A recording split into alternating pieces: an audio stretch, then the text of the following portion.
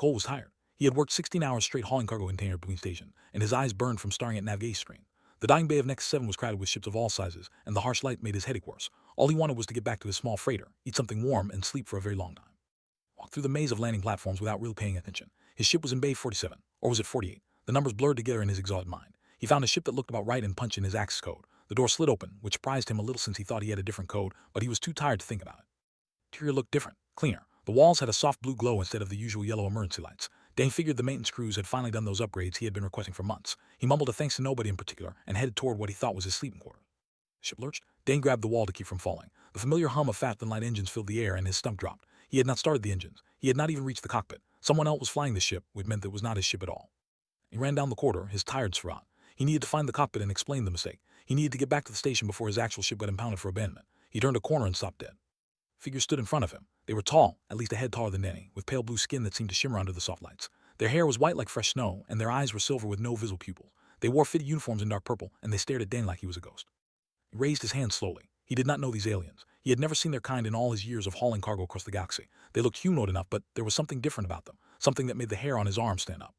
One of them spoke in a language he did not understand. The words were musical, almost like singing. Other one pulled out a small device and pointed it at him. Dane flinched, expecting a weapon, but instead a calm voice spoke in his ear through his translation plan. "It's real," the alien said. "The scanner confirms biological male human species." Three aliens looked at each other. Dane saw something in their silver eyes that he could not quite name. It was not fear. It was not anger. It was something closer to hunger. Aliens appeared from other quarters. Soon Dane was surrounded by at least a dozen of them, all with the same blue skin and silver eyes. They whispered to each other in their musical language, and his translator struggled to keep up with the overlapping voices. "Male? How is it possible? Where did it come from? Is it dangerous?" He cleared his throat. "I made a mistake," he said slowly. "I got on the wrong ship. If you just turn around and take me back to the station, I will get out of your way and we can forget this happened." The crowd parted and a new figure walked through. She was older than the others, with lines around her silver eyes and a streak of darker blue in her white hair. She wore a uniform with more decoration than the rest, and she carried herself like someone used to giving orders. Stopped in front of Danny and studied him for a long moment. Then she reached out and touched his face. Her fingers were cool against his skin. She traced the line of his jaw, felt the stubble there, and pulled her hand back like she had touched fire. "Captain," she said through his translator, "you are aboard the vessel Starlight Dream. We departed Nexus 74 minutes ago on a priority mission. We will not be returning to that station." Felt his heart sink. "What do you mean you will not be returning? I need to get back. My ship is there. My whole life is there." But her head subtly, "Your name?" "Dane Cole. I'm just a cargo pilot. I got on the wrong ship by accident. This is all a big misunderstanding." "There's no misunderstanding," Dane Cole turned to address the gathered crew. "Return to your stations. Speak of this to no one outside the ship. That is an order." Crew dispersed reluctantly, many of them looking back at Danny as they walked away. Soon only 2 guards remained. "Come with me," said. "We have much to discuss." Dane through the ship. It was larger than he had expected, with wide quarters and high ceilings designed for their tall frames. Everything was clean and elegant, with soft curves instead of sharp angles. Dane saw no other males among the crew members they passed, only females, all of them staring at him with those hungry silver eyes. Him to a small meeting room and gestured for him to sit. The chair was too big for him, but he sat anyway. Confused, said, "This is understandable. You do not know what you have stumbled into." "Explain it to me," Dane said. "Why is everyone looking at me like that? Why does it matter that I'm male?" Quiet for a moment. When she spoke, her voice was softer than before. 100 years ago, a plague swept through It killed every male in our species, every single one. The sickness changed our genetics so that only females could be born from that point forward. We adapted. We survived. We built a civilization without males." I stared at her. "Every male in your whole species." "Yes. You are the first biological male any of us have ever seen outside of historical archives. You are looking at a species that has not known men for 5 centuries. He understood now. The stares, the whispers, the way that crew member had touched his face like she could not believe he was real. To them, he was not just a lost cargo pilot. He was something they thought no longer existed in the universe. "This is why I cannot return you to the station," continued. "If word spreads that we have a male aboard, it will cause chaos. Political factions will fight over you. Scientists will demand access to you. You will become the most valuable and most endangered being in space." And he swallowed hard. "So what happens to me?" At his eyes, "For now you stay with us. You will be given quarters and treated well. Beyond that I do not yet know." He stood and walked to the door. Before leaving, she looked back at him one more time. "I'm aboard the Starlight Dream, Dane Cole. I suggest you get comfortable. You will be with us for quite some time." The door closed behind her, and Dane sat alone in the too big chair, trying to understand how a simple wrong turn had changed his entire life. Spent his first night aboard the Starlight Dream staring at the ceiling of his new quarters. The room was comfortable enough, with a soft bed and a window that showed the blur of fat and light trail. But comfort did not help him sleep. His mind kept racing through the same questions over and over. How long would he be trapped here? What did these aliens want from him? Would he ever see his home again? And he had given up on sleep entirely. He washed his face in the small bathroom and looked at himself in the mirror. The same tired brown eyes looked back at him, the same rough stubble on his jaw. He looked completely ordinary to himself, but he was apparently something extraordinary. Knock at his door made him jump. He opened it to find a woman standing there with a tray of food. She was younger than, with curious eyes and a gentle expression. She wore a white uniform instead of the purple ones he had seen on the rest of the crew. "Myra," she said through his translator, "ship medical officer. Captain asked me to check on you and bring you breakfast."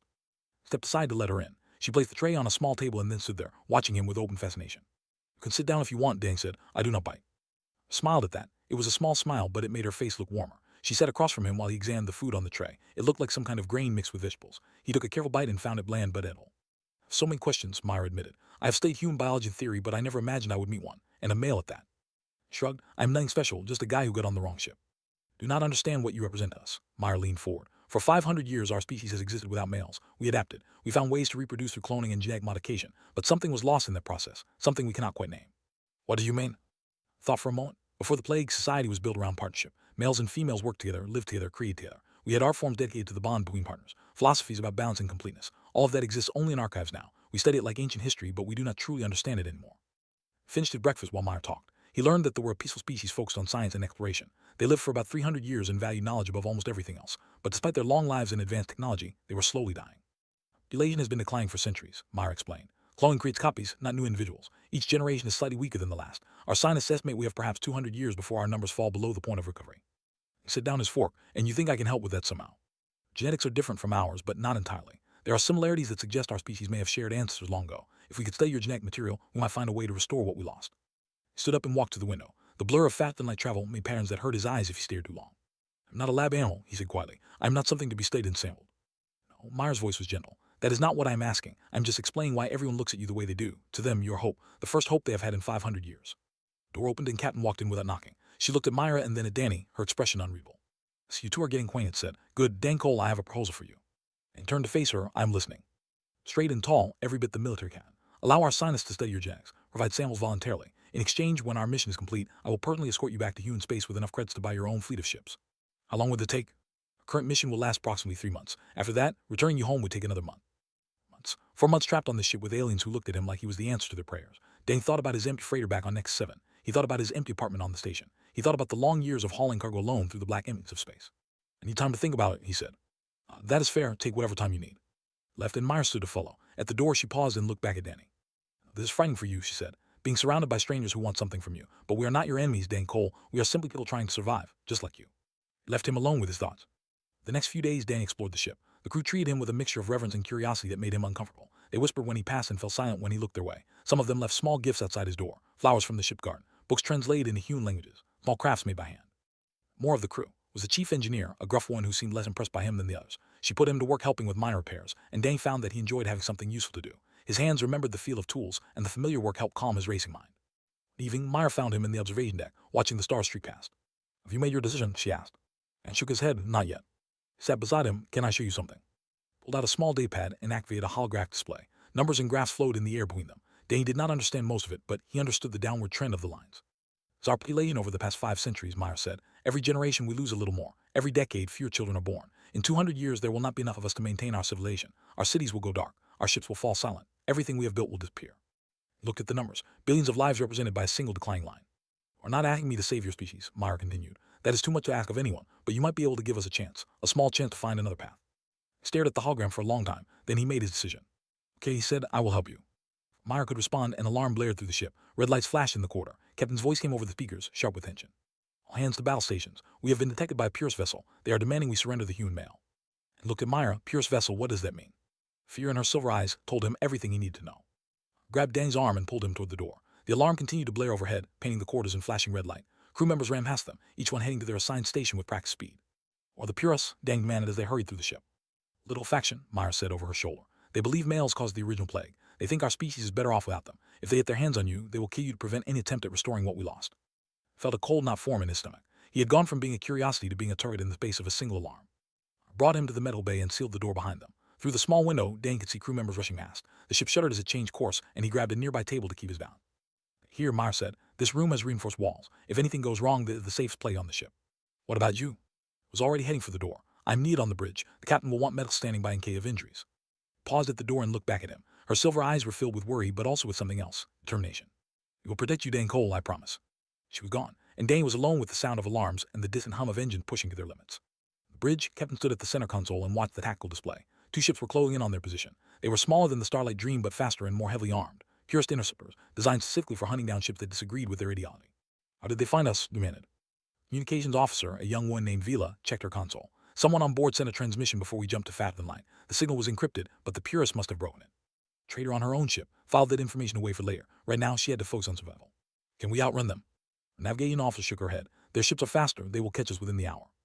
We find another way, studied the tactical display. An asteroid field lay ahead of them, dense and dangerous. Most pilots avoid such fields because the rocks moved unpredictably and sensors had trouble tracking them all. Of course, for the asteroid field, order. Officers exchanged nervous glances, but they obeyed. The Starlight Dream banked hard and dove toward the swirling mass of rock and ice. And engineering was working frantically to boost power to the shields. Danny had found his way down there despite Myers' instructions to stay in the metal bay. He could not just sit and wait while others fought to protect him. Should not be here, growled when she saw him. I want to help.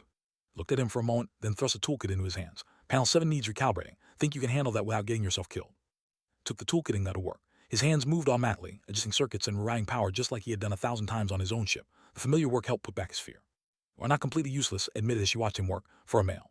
Thanks, I think. Ship rocked violently as they entered the asteroid field. Through the engineering viewports, Dane could see massive rocks tumbling past, some of them close enough to touch. The shields flared as smaller debris bounced off them. I need more power to the engines, the voice came through the intercom. I'm working on it, Captain. We are already pushing past safety limits. Looked at the power distribution panel. An idea formed in his mind. What if we vented the cargo bays, he said. And to stare at him, what? Cargo bays hold atmosphere. If we vent them in space behind us, it will create a cloud of gas and debris. At these speeds, it might blind their sensors long enough for us to change course without them tracking us. Consider this for a moment. That is either brilliant or insane. Probably both. Hit the intercom. Captain the Human has an idea. Explained his plan to. There was a pause and then her voice came back, sharp and decisive. Do it. The controls while Dang helped reroute power to compensate for the sudden loss of atmosphere in the cargo section. Warning lights flashed as the bay doors opened and everything inside rushed out into the void. The bridge watched the tactical display. The cloud of vented atmosphere expanded rapidly behind them, mixing with asteroid dust to create a thick screen of interference. The purest ships hesitated, their sensors suddenly blind. Now ordered, hard turn to port, cut engines and drift. Starlight Dream went dark and silent, coasting on momentum alone. Without engine signatures to track, they were just another shadow among the asteroids. Past, the purest ships searched the area where they had last seen the Starlight Dream, but the sensor interference hid their prey. Finally, after what felt like hours, the interceptor broke off and headed back the way they came. That out of breath she had not realized she was holding. Zoom course, she said quietly. Keep us on minimal power until we clear the field. On an engineering, clapped Dang on the shoulder hard enough to make him stubble. A bad cargo flight, not bad at all. He smiled despite his exhaustion. For the first time since boarding the ship, he felt like he belonged somewhere. Through that night, Meyer found him in the observation deck again. She carried 2 cups of something warm and handed one to him. You saved us today, he said. Just had an idea, and the captain did all the real work. Mara shook her head. You could have hidden. You could have let us handle everything while you stayed safe. Instead, you risked yourself to help people you barely know. That means something. Sat in comfortable silence for a while, watching the stars return to normal points of light as the ship left the asteroid field behind. Found something in your genetic scan, Meyer said eventually. Something unexpected. And looked at her. What do you mean? DNA contains sequences that are remarkably similar to pre-plague males. The similarity is too precise to be coincident. It suggests that our species may have had contact long ago, or that we share a common ancestor. He frowned. That is interesting, but how does it help you? His expression grew troubled. It also suggests something else. The plague that killed our males was extremely precise. It targeted only certain genetic markers. Natural diseases do not work that way. He understood what she was saying. You think the plague was not natural. Someone engineered it. Someone who understood genetics well enough to destroy only the males while leaving the females alive. Meyer's hands tightened around her cup. I think my people were victims of a weapon, and I think whoever created that weapon may still be out there. He stared at her in the dim light of the observation deck. The stars that had seemed so peaceful moments ago now felt cold and threatening. What are you going to do? He asked. I need to dig deeper. There are archives that have been sealed for centuries. If there is proof that the plague was an attack, I will find it. Stood and looked down at him with those silver eyes that had grown so familiar. Thank you, Dan Cole, for everything. Walked away, leaving Dan alone with questions that had no easy answers and a growing feeling that his accidental journey was leading somewhere far more dangerous than he had imagined. Spent 3 days locked in her quarters, digging through archives that had been sealed since before she was born. Dan brought her food and made sure she remembered to sleep, though she rarely listened. The search had become an obsession, and he understood why. If someone had murdered all the males of her species, the truth deserved to be known. On the 4th day, she found it. It was in the engineering section, helping with routine maintenance, when Meyer's voice came over his personal communicator. To my quarters, now bring the cat. Minutes later, Dane stood within in Meyer's small room. Every surface was covered with daypads and holographic displays. Meyer looked exhausted but triumphant, her silver eyes bright with the fire of discovery. 100 years ago, we were not alone in the region of space, Meyer began. A species called the shared our borders. They were aggressive and territorial, always looking for ways to expand their influence. Activated a holographic display showing 2 star maps side by side. One showed territory 5 centuries ago, the other showed territory. They overlapped significantly. Wanted our worlds, our resources, our technology, but direct war would have cost them too much, so they found another way. Pulled up a new display showing genetic sequences. Dane did not understand most of it, but he saw the precision in the pattern. Plague was a bioweapon, Meyer continued. Engineered to target male genetics specifically. It was designed to spread quickly, kill efficiently, and leave no trace of its artificial origin. Within 1 generation, every male was dead. Within 3 generations, we had forgotten we ever had males at all. But the day with an expression Dane had never seen on her face before. It was rage, cold and deep. Why did they not simply conquer us after? Asked. Did not need to. Without males, our population was doomed to decline. They just had to wait. In a few more centuries, they could have walked into our empty cities and taken everything without firing a single shot. What happened to them? Dane asked. Pulled up another display. They destroyed themselves. 200 years after the plague, a civil war tore their civilization apart. Internal conflicts over territory and resources that they could not resolve. Ironic, really. The species that tried to erase us ended up erasing themselves. The ones responsible are already gone, said. What good does this truth do us now? Turn to faith them all. It matters because we have been living with shame for 5 centuries. Our leaders taught us that the plague was our own fault, that males were somehow flawed, that we were better off without them. The purists built their entire philosophy on that lie. Look at Danny. This truth changes everything. We were not broken, we were attacked. And if we were attacked, then we can heal, we can rebuild, we can become whole again. It was quiet for a long moment. When she spoke, her voice was steady. This information must go to the High Council. They need to know what really happened. Purists have members on the council, Meyer warned. If we send this through normal channels, they will bury it. We do not use normal channels, turned to Danny. You are human. You have no political connections in our society, no faction support, no agenda push. If you present this evidence to the council as an outside witness, they will have to listen. Blinked. You want me to stand before your highest leaders and accuse them of believing a lie for 500 years? Yes, sir. They will not be happy with that. Oh, they will not, met his eyes without flinching. The purists will demand your execution. They will call you a spy, a manipulator, a threat to culture. You will be walking into a room full of people who want you dead. He thought about running. He could demand they drop him at the nearest station. He could disappear into human space and never think about politics again. He could go back to his empty ship and his empty life and pretend none of this had ever happened. And he thought about Myra and the hope in her eyes when she talked about restoring her people. He thought about, and the growing respect she had shown him. He thought about the young crew members who left gifts outside his door, reaching out across the gulf between species because they wanted to believe in something better. Okay, Deng said, I will do it. At once sharply. Then we make for the, I will arrange an audience with the council. Next 2 weeks were a blur of preparation. Meyer coached Deng on protocol and history, taught him how to address the council with proper respect, made sure he had formal clothes that actually fit his human frame. But all Deng and Meyer grew closer. They talked late into the night about their different cultures, their hopes and fears, their dreams for the future. She told him about growing up in a world without males, where the absence was so complete that it seemed normal. He told her about his lonely years hauling cargo between stations, always moving but never really going anywhere. Did you agree to help us? Meyer asked one night. You could have refused, no one would have blamed you. He thought about the question for a long time. Whole life I have been no big special, he said finally. Just a guy with a small ship and a job that any machine could do better. Nobody ever needed me for anything important. Nobody ever looked at me like I mattered. Looked at Myra. Then I stumbled onto the ship, and suddenly everything I means something. My genetics might help save your species. My outsider status might help reveal the truth. For the first time in my life, I have a purpose. I reached out and took his hand. Her fingers were cool against his skin just like had been that first day. But this touch was different. This touch was gentle. It mattered to me, she said softly. Not because of your genetics or your status. Because of who you are. Did not know what to say. He was not good with words at moments like this. So instead, he just held her hand and watched the stars streak past the observation window. They arrived at the, Danny sent his message to the High Council. He presented himself as a witness with evidence of historical significance. He requested an audience to share information that would change understanding of their own past. Bond came within hours. The council would see him. The purist faction had demanded the right to challenge his claims through formal examination. If his evidence was deemed false or misleading, he would face severe consequences. He read the message twice. Severe consequences. That was a polite way of saying death. Took a deep breath and sent back his acceptance. I found him in his quarters, staring at the confirmation on his datapad. You can still change your mind, he said. He shook his head. No, I cannot. Your people deserve to know the truth. If I have to risk my life to give them that, then that is what I will do. I crossed the room and wrapped her arms around him. She was taller than him, so his head rested against her shoulder. He felt her heartbeat, faster than a human but steady. And I will be there with you, she said. Whatever happens, you will not face it alone. He held her tight and tried not to think about what the morning would bring. The chamber was enormous, carved from white stone that seemed to glow from within. It rose in tiers like an ancient amphitheater. Hundreds had filled the seats, their silver eyes all fixed on the small human standing at the center of the floor. He had never felt so small in his entire life. Stood to his right, her military uniform crisp and formal. Meyer stood to his left, wearing the white robes of a scientific witness. Behind them, the crew of the Starlight Dream filled a small section of seats, caught his eye and gave him a firm nod of encouragement. The highest tier sat the High Council itself, 7 elder, each one representing a different aspect of their civilization. They looked down at Danny with expressions that ranged from curious to hostile. Eldest among them raised her hand, and the chamber fell silent.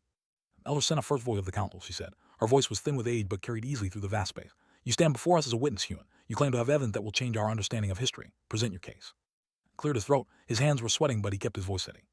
100 years ago, your species lost all of its males to what you call the Great Plague. Your histories teach that this was a natural disaster. Your religious leaders say it was divine punishment. Your philosophers argue it was biological evolution. All of these explanations share one thing in common. They are wrong. It was rippled through the chamber. One of the council members, a stern one with cold eyes, leaned forward. You dare to tell us our history is false. You, an outsider who has been among us for mere weeks. I do not ask you to take my word for it. Danny activated the holographic display Myra had prepared. I ask you to look at the evidence. Sequences appeared in the air above him, large enough for everyone in the chamber to see. Danny walked them through the day point by point. The artificial precision of the plague, the targeted attack on male genetics, the similarity to known bioweapon designs, the archived communications from that referenced a long-term plan to eliminate competition. When he finished, the chamber was silent. Stern council members told again, these archives could be fabricated. This evidence could be false. Verify it yourself, Danny said. The archives are still sealed in your own historical database. Send your own scientists to examine them. If I am wrong, you will know within days. Senna raised her hand again. The examination will be conducted, but we must also address the question of what to do with you, human. Your presence has already caused division among our people. Some see you as hope, others see you as a threat. And rose from the purest section of the chamber. Her robes were black, and her silver eyes burned with hatred. This creature is contamination, she declared. Males brought the plague upon us through their weakness. To welcome one back into our society is to invite the same destruction again. A call for his immediate execution under the laws of purity. It's erupted from both sides of the chamber. Some voices supported the purist, others called for her to sit down. The noise became overwhelming and the elder Sen slammed her staff against the floor. Silence. The chamber obeyed. The council member rose slowly from her seat. She was ancient even by standards. Her white hair was thin and her hands trembled slightly, but her eyes were sharp. Elder Vila, she said, I am 312 years old. When I was a child, my grandmother still lived. She was old enough to remember time before the plague. The chamber went utterly still.